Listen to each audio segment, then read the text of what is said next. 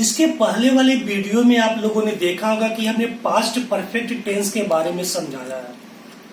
और past perfect tense के बारे में हमने ये बताया कि हिंदी का ऐसा कोई वाक्य जिसके अंत में आ था, ई थी, ए थी अगर आ जाए तो पास्ट परफेक्ट टेंस कहलाता है।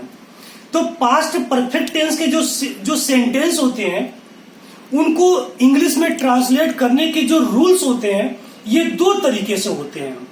एक तरीका ये कि छोटा सा सेंटेंस होगा, उसमें सब्जेक्ट, हेड, थर्ड फॉर्म, उसके बाद ऑब्जेक्ट, फिर उसके बाद क्या ना, ये कभी कभी ऐसा भी होता है कि पास्ट परफेक्ट टेंस में डबल क्लॉज आते हैं। और डबल क्लॉज आने का मतलब एक में हिंदी में पहले होता है और दूसरे वाले हिंदी में बाद होता है, और इसमें दो कर्ता, दो क्रिया और दो ऑब्जेक्ट जुड़े होते हैं। तो इसके पहले वाले वीडियो में हमने आपको पहले वाले जिसमें पहले नामक शब्द आए उसकी अंग्रेजी के बारे में हमने बताया था, और हमने एग्जाम्पल दिया था कि डॉक्टर के आने से पहले मरीज मर चुका था।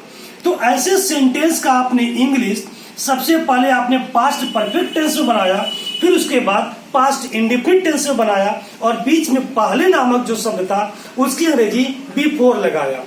अब पहले वाले के साथ साथ मेरे बच्चे बाद नामक शब्द भी आता है। बाद का मतलब क्या हुआ, अगर एक सेंटेंस बनाया जाए कि किस जानवर के फसल चरने के बाद किसान खेत में पहुंचा। अब इसमें क्या ना कि पहले जानवर फसल चर चुके थे, उसके बाद किसान पहुंचा। तो मेरे बच्चे यहाँ पे बाद वाला सेंटेंस है, तो बाद के लिए हम लोग आफ्टर का यूज करते हैं। तो इसमें सेंटेंस थोड़ा सा चेंज हो जाता है।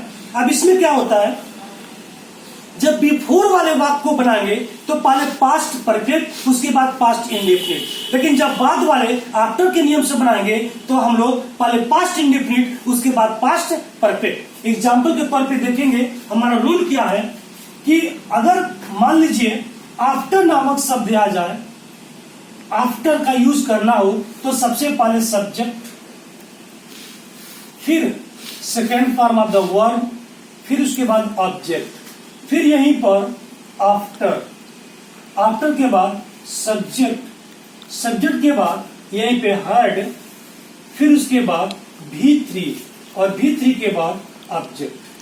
ये आपका स्ट्रक्चर है, ये आपका रूल है। अब हम एक एग्जांपल लेते हैं।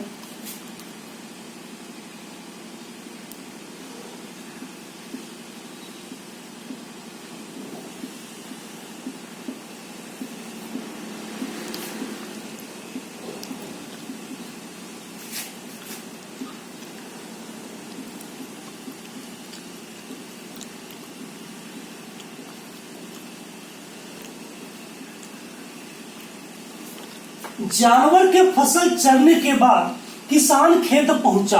क्योंकि इसके पहले वाले सेंटेंस में क्या था, इसके पहले वाले वीडियो में यहां पर पहले नामक शब्द होता था तो उसका रूल कुछ और था।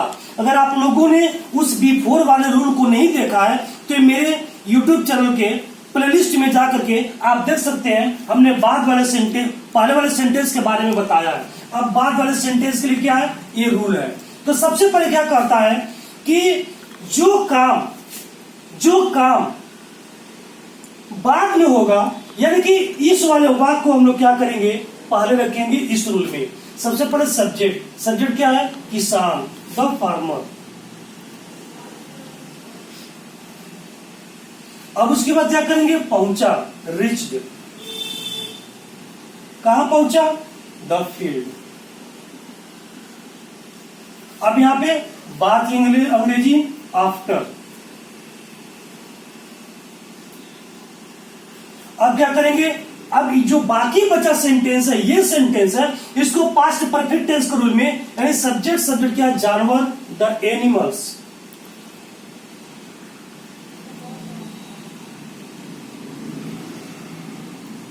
उसके बाद हेड, उसके बाद वर्ब का थर्ड पार्ट चरना, ग्रेज, तो हो जाएगा ये ग्रेज्ड, फसल, द क्रॉप, CROP। ये हो गया the farmer rich the field after the animals had grazed the grass. एक प्रकार का ये आपका पास्ट परफेक्ट टेंस का सेकंड आफ्टर का रूल है। आप इसको समझोगे, इसका स्क्रीनशॉट लीजिए। तब तक हम आपको एक दूसरा एग्जांपल देते हैं। आप लोग के सामने एक दूसरा एग्जांपल है, सूर्य निकलने के बाद गायें चरागाह में गईं।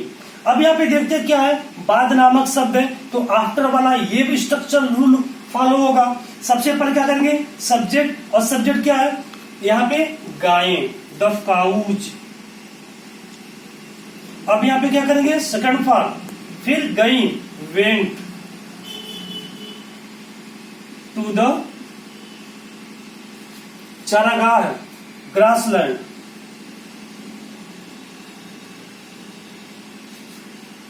कहां पर, कब, आफ्टर। सब्जेक्ट क्या है यहाँ पे, द सन। अब दूसरा सेंटेंस शुरू होगा। आफ्टर के पहले एक सेंटेंस और आफ्टर के बाद दो सेंटेंस। हम के दूसरा सेंटेंस, एक सेंटेंस को इधर बांट लेते हैं, एक सेंटेंस को इधर बांट लेते हैं। तो after the sun had risen, third form. इस तरीके से हमने देखा कि पास्ट परफेक्ट टेंस का ये जो आफ्टर वाला रूल था, इस तरीके से आप लोग बिफोर का रूल और आफ्टर का रूल दोनों आप लोग पढ़ चुके हैं। इसके बाद अब अगले वीडियो में आपको मिलेगा इसका नेगेटिव सेंटेंस किस तरीके से बनता है।